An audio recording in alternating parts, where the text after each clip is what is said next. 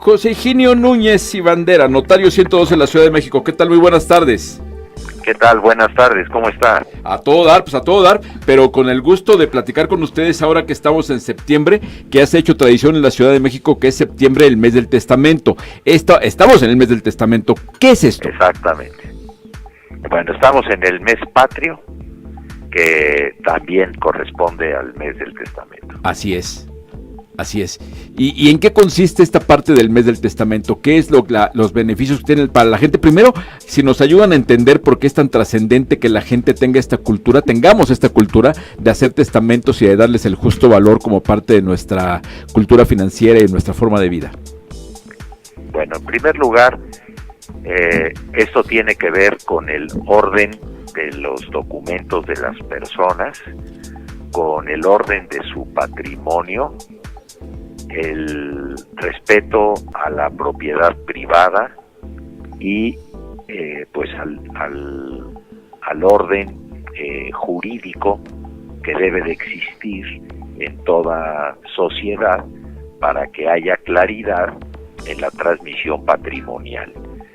Es importante tener en orden pues las escrituras y los títulos de propiedad de los bienes, y es importante también tener un testamento, que es el único medio, para que la persona designe en forma voluntaria quiénes serán sus sucesores, a quienes quiere dejarle los bienes al llegado el momento de su muerte.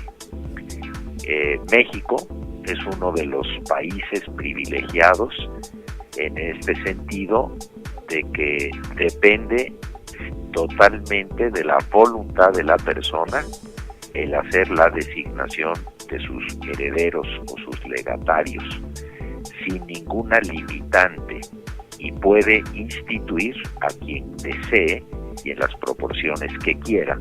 Por lo tanto, pues es una oportunidad que no hay que desperdiciar para poder decidir quién y de qué manera quiere uno disponer de sus bienes el día que uno llegara a fallecer. Ahora, tradicionalmente tenemos la mala percepción de que hacer un testamento es una cosa solo para ricos y que cuesta mucho dinero. Esto, pues, me parece que no es así, pero ¿qué hay de cierto en esta apreciación de la gente? A ver, la gente está dispuesta a gastarse miles o cientos de miles de pesos para ir a ver un partido de fútbol. Así es, fuera de México, y en cambio no es capaz de invertir pues una cantidad mínima para hacer una cosa tan importante como es el testamento, ¿no? Yo creo que el testamento hay que verlo no como un tema de cuánto cuesta, sino más bien cuánto me voy a ahorrar por este costo inmediato que tiene y lo que le voy a evitar a mis herederos a futuro. Y así es como hay que verlo. En el mes de septiembre, si bien es cierto que hay un descuento importante en el costo del testamento,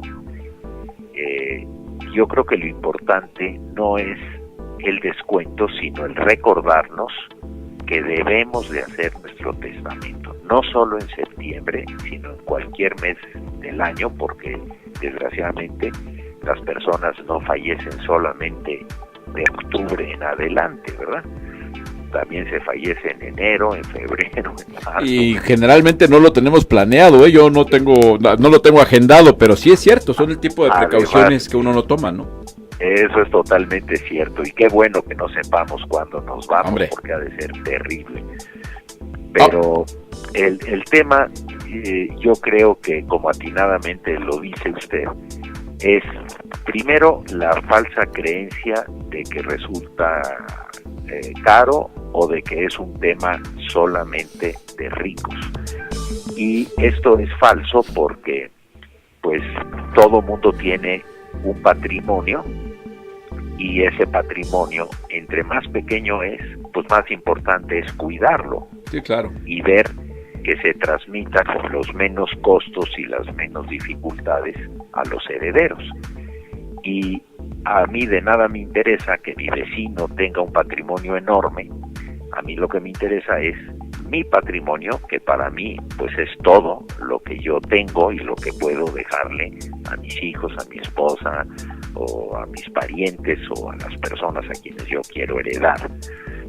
Y el otro tema que también es falso es el pensar que es un tema solamente de ancianos, o mejor dicho, de moribundos, que ya que se está uno muriendo es cuando hay que hacer el testamento, lo cual también es falso. Y déjeme darle un ejemplo. ¿A quién cree usted que le sirva más un testamento? ¿A una persona de 90 y tantos años con hijos de 70 y tantos? ¿O a una persona que a lo mejor tiene 35, 40 años con hijos pequeños, en donde pues no solo tiene la oportunidad de decidir cómo van a quedar sus bienes, sino además de nombrarles tutor para el caso de que no haya quien ejerza la patria potestad a estos hijos menores? De tal suerte que esos dos elementos, pensar que es cosa de ricos y pensar que es cosa de viejos o de moribundos, son dos apreciaciones totalmente falsas que debemos descartar. El testamento es un asunto de responsabilidad, y además, no de riqueza.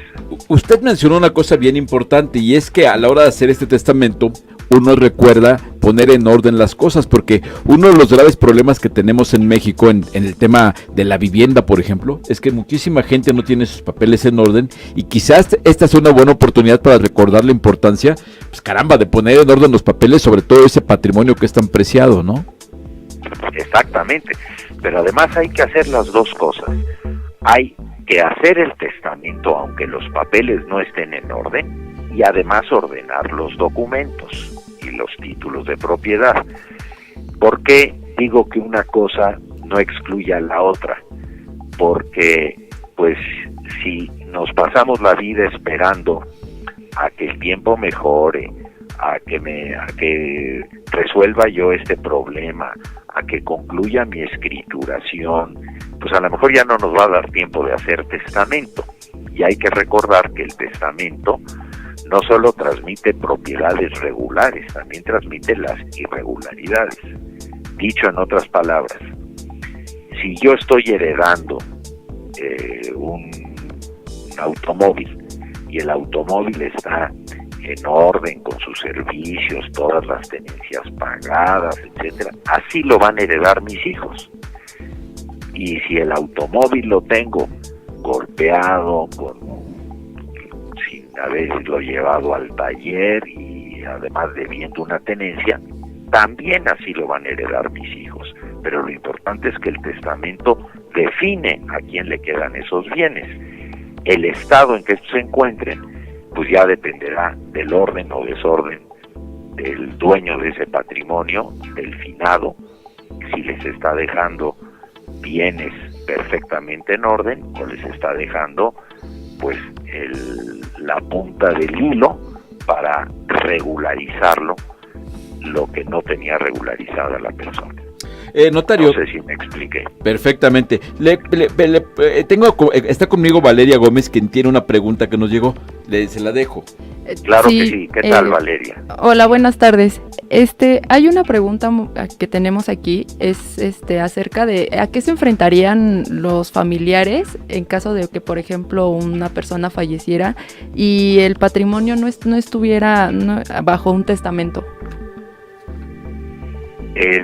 Cuando una persona fallece sin testamento, se aplica la ley, el Código Civil, que establece el orden en que van a ser llamados los herederos para hacerse de los bienes de la persona que falleció y que no dispuso a quienes se los dejaba.